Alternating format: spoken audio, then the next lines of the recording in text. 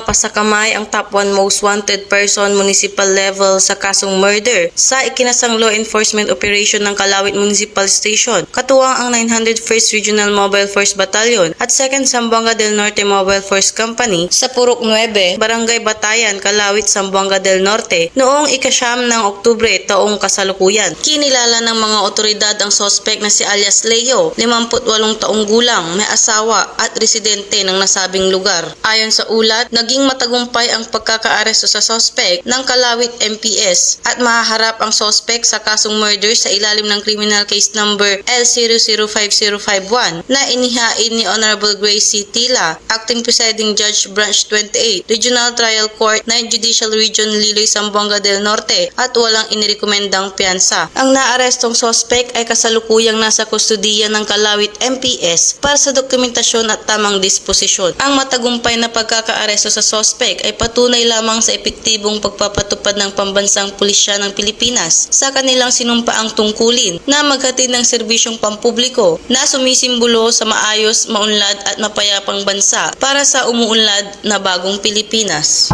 Mula dito sa Zamboanga Peninsula, ako ang inyong PNN correspondent, Patrolwoman Luis Maricote, alagad ng batas, tagataguyod ng balitang pulis.